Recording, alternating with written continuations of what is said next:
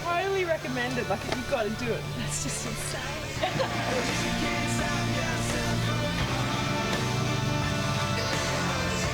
Theory, after all. That we'll talk more about it shortly. Nice to have you with us for RPM. Our special guest tonight finally takes us out of blokedom, with the exception of our reporter Amy O'Mara. We've done 20 episodes this year, and Zoe Naylor is our first female guest. Welcome to the program.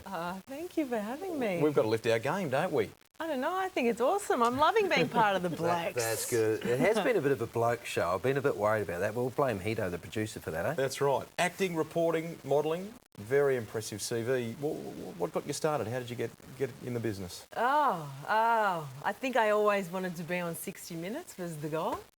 And I started, trained as a journalist, started working in the Channel 9 newsroom, and I was a little too young, I think. I was covering some pretty full-on stories, and then I changed genres and started working for MTV and music journalism, and then I auditioned and went to drama school and did that as well. And so now I do both symbiotically, the journalism and the acting, which I love. And 60 Minutes is something that you can go back to now, or now you've had too much fun? You know, I still have a little fantasy in the back of my head, but I'm very lucky now that I get to do some great reporting and writing, and so I'm kind of feeding that part of myself as well without having to be a news journalist. Let's talk about The Reef, because that's one of the most recent projects that you've been involved with. I mean, this is based on a true story. That's one thing we need to talk about straight up, don't we? Yeah, it was loosely based on a true story. Basically, a fishing trawler capsized outside of Townsville about a decade ago, and people decided whether they would swim or stay with the boat. And they were stalked by a great white shark. And the director took creative license, Andrew Trauke, who also wrote the script, and there's 4 friends, boat capsizes, and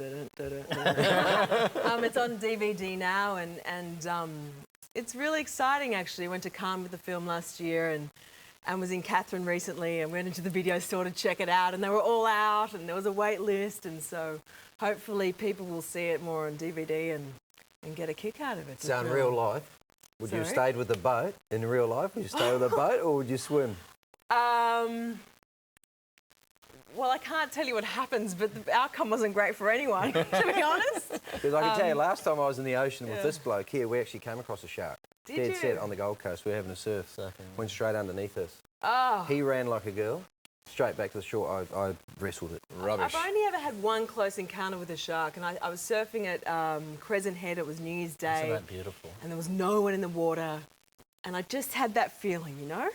And I was so quick to get out of the water. But we shot the film in Hervey Bay, and it didn't help most of the film. We shot in Bowen, Hervey Bay, and Lady Elliot. But Vic Heslop's Shark Museum's in Hervey Bay, with the largest ever great white caught in Australia on display. It was caught just across the way on North Fraser. So there were some days when we were just out the back, just going, okay. We had a shark pod detector with a poor security guy who I don't think he could swim even, so it wasn't like we were pretty scared at some times. You work with some terrific actors on this project, including Damien Walsh-Howling, Guyton Grantley. Here's a sneak peek for you.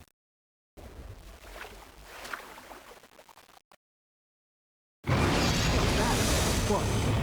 Something's following us. Susie, you're freaking me out. Oh, it's a shark. How big? It's big.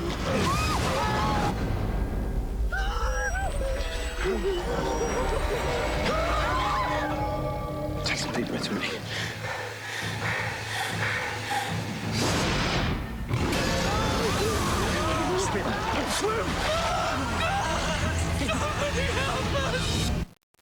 Oh my God, it still makes me freak out. It is. Well, that's a good point about it. I mean, we only got a little taste of it there, but it seems hauntingly real. Are you the sort of person that gets scared by sharks generally? Who doesn't? Yeah, exactly. I have a pretty thick skin when it comes to like action adventure stuff. But that film, we shot 6 days a week, 10 hours a day in the water. It was a grueling shoot. The nature of the script was grueling. We had illnesses and accidents just because of the nature of the hours and the conditions that we worked in. So, and then coupled with the psychological kind of place you get yourself to as an actor, you can kind of get yourself quite worked up. So you think now, it's there. Like you were on the back of the bike with Troy, that worked out? We'll talk about that, no doubt. But yeah, I really did. And, you know, when we shot in Bowen, we shot the end of the movie first. And Damien and I were dumped literally in the middle of the ocean. And when I was swimming, I, like, would have had a second pair of lungs if I could have, just to get out of that water. Like, I couldn't. Yeah, it was full on. Great cast, great crew, and yeah, I just hope people enjoy the story and the film. We want to change tact with you. We want to talk bikes in a minute and a whole lot more, but we'll get you to hang around. You don't know that, but you're going to hang around for another break. That'll be all right, won't it? Okay, yeah, sure. Zoe's agreed to do that. We hope you'll stick with us too. You're watching RPM. We'll be back with more right after this. Back it down, back it down, back it down.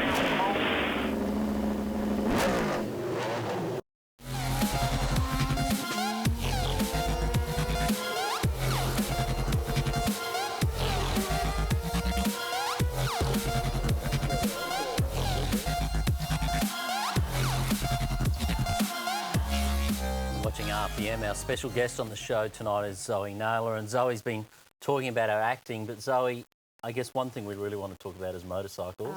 Yeah. You do a lot for Ducati. I do. It's a great brand.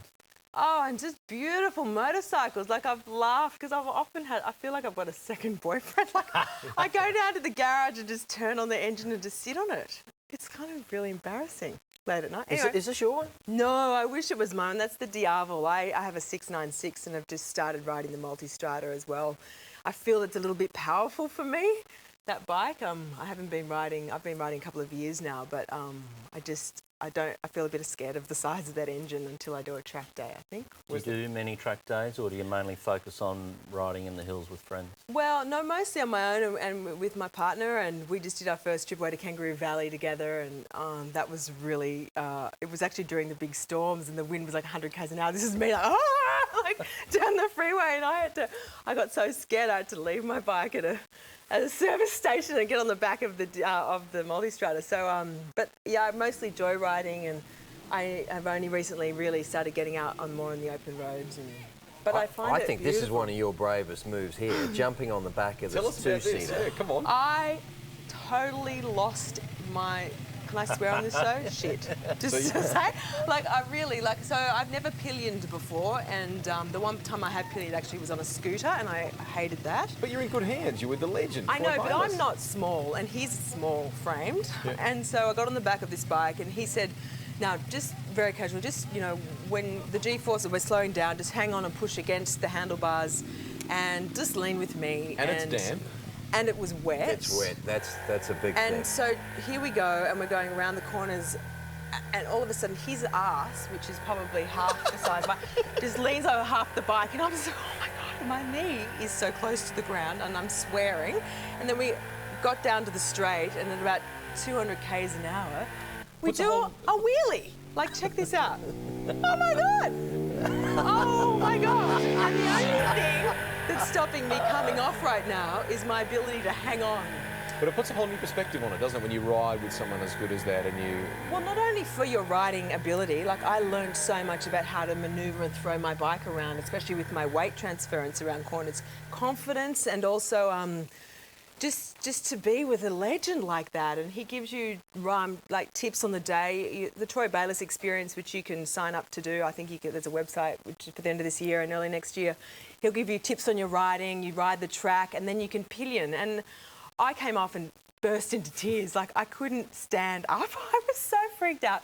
But after it was probably the most crazy thing I've ever done. And I've skydived and bungeed, and, like, really, it was full We need on. to go to the school, brother. Yeah, we do. And you wrote about this experience too, didn't you? I did. So in this month's Australian Traveller is the full review, and yeah, I guess you can get that in newsagents now. Hey, you're a big supporter, while we're taking a look at the magazine here, you're a big supporter of the fashion collection, which targets breast cancer, and there's a show coming up for that too, isn't there? There is, August 27th, next Saturday. You can go online to Ticketek and buy the tickets. Myself, Erica Haynitz, and some other Lara Bingle well-known celebrities were on the fashion parade, like back to modelling days, oh my God.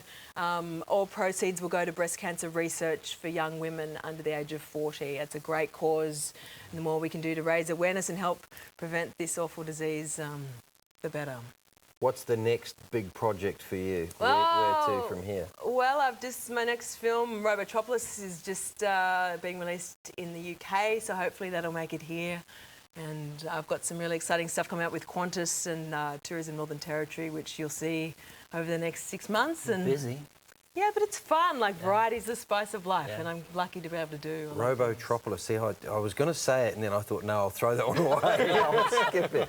Yeah, yeah. Thank you so much for stopping by. Thanks for having me, We you love guys. the passion for bikes immensely, so Yeah. we look forward to catching up and hearing more about everything you do and continued success from all of us. Likewise, guys. Thank you. Zoe Naylor there. For our New South Wales viewers, the Ducati Owners Club is having its annual Concours d'Elegance on Sunday, 18 September on the lawn of the Royal Rehabilitation Centre at Victoria Road in Ryde in Sydney. Now, the club is raising money for a special spinal unit. There'll be over 100 bikes on display and plenty to do for the kids as well, so it should be a great day out. When we come back, it's our final lap on tonight's show. Stick around.